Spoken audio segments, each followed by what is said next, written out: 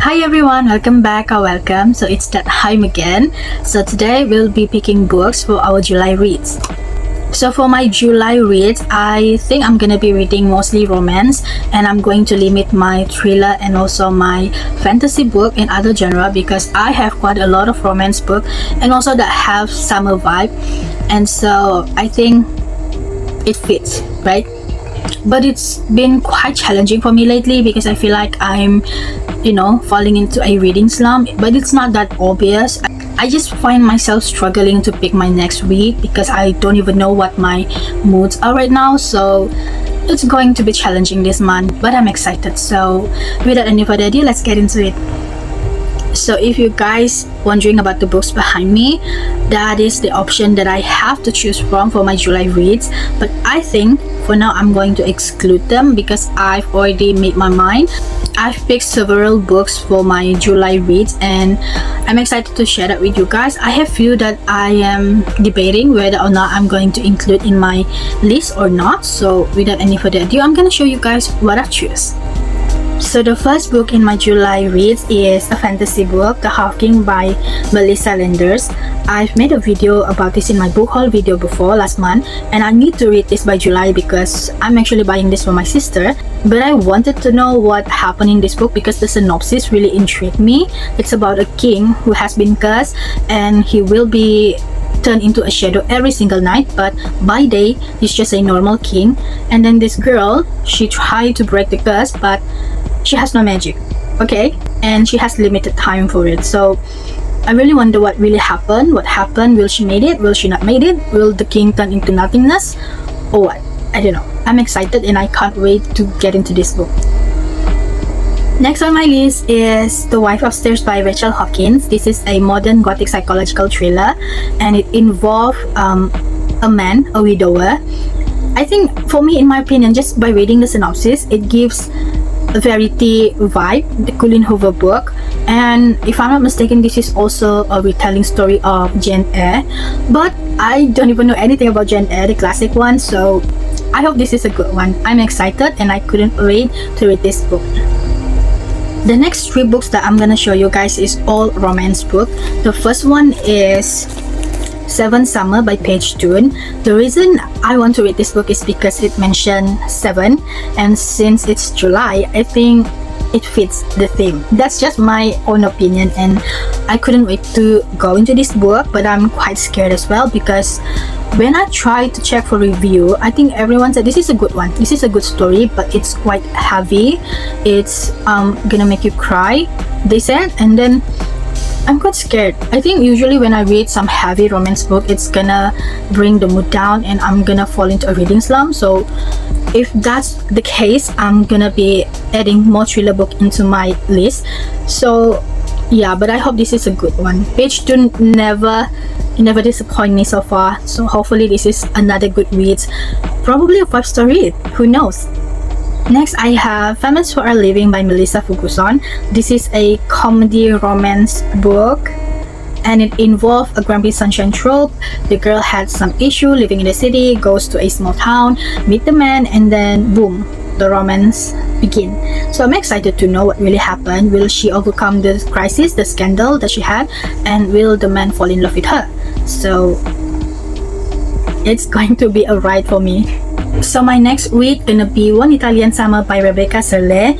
I don't know if that's the right way to pronounce your name. If not, then I'm really sorry. And I also would like to apologize because I said before I have 3 romance books. This is not a romance book. I don't think it is. It's a emotional story about a complex relationship of a mother and a daughter, and then it also a journey of self-discovery. It mentioned about grief, death, and also has a mental health representation of depression, so that really intrigued me, but I don't think that's big romance. So, and also I don't really know if reading too heavy book in a month is going to be okay for me, but hopefully I'm gonna be okay because this is a short book. Hopefully that's gonna bring quite a lot of lesson to learn, for especially for relationship on mother and daughter, and I'm excited. And yeah, this is my next read. And I have another 5 books in my hand that I really want to choose just 2 to add into my reading list for the month of July. But I really struggle to pick 2. I have 5 of them here. Everything looks, by the cover, everything looks gorgeous and scream to me to read them. So I don't know, I really don't know. But one thing for sure, I really want to finish all of my summer books by the end of August. And hopefully I don't have anything that I left behind. If there is, well, that's gonna depend on my moods and yeah, and my time. So I'm gonna show you the 5 books and I'm gonna be debating myself, gonna think which one I'm gonna choose. So hopefully the one I choose is gonna be a good one. And FYI, I don't really know anything about this book. I don't know about the synopsis much. I just know that it's a romance book and it screams summer. And also it has a beautiful, gorgeous book cover. So let's get into it. So the first book I'm gonna show you guys is by Heidi Rice. What is this? Summer at Willow Tree Farm. Look at that cover. That is so beautiful. Look at that. It's gorgeous. I really like that. It's very peaceful and I think I'm gonna choose this one because it's scream peaceful summer vibe and I already have 2 heavy books to read this month. So yeah, I think I'm gonna choose this one, but before that I'm gonna show you the other 4. Next I have by Teresa F. Morgan, Meet Me at Wisteria Cottage. Look at that cover. Another gorgeous cover, another beautiful cover. Look at that. Wow. I don't know if I'm gonna choose this one. It has the sea behind it. Doesn't that scream summer? Well, we'll see about that. I don't know, it's gonna be a maybe for now. Next I have by Joe Thomas, Sunset Over the Cherry Orchid. Look at that. It's gorgeous, beautiful. I don't know if I'm gonna read this one as well. It's gonna be a maybe. And the final book I have is by Heidi Swan, The Book Lover Retreat. It has a simple cover, but it's beautiful. It screams summer, but again, this is a maybe for me. So let me think about this for a minute. And the last one is also by Joe Thomas, Chasing the Italian Dream, a summer escape book to Italy, full of sunshine, food and romance.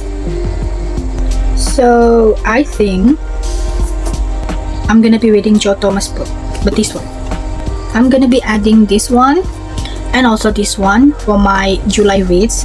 Hopefully this is a good one since I'm gonna be reading another book that has the word Italian. I'm gonna go with Joe Thomas, Chasing Italian Dream, and also this one, the beautiful cover. Oh my gosh, I cannot stop. It's beautiful. So let's do a recap for all the books that I've chosen for my July reads. So the first book is the fantasy book, The Half King by Melissa Lenders. The second one is the thriller book, The Wife Upstairs by Rachel Hawkins. Next we have One Italian Summer by Rebecca Serle. And then followed by Joe Thomas, Chasing the Italian Dream. And then we have Seven Summers by Paige Toon. And the last book's gonna be by Heidi Rice, Summer at Willow Tree Farm. And so for the month of July, I'm gonna be having a total of 7 books.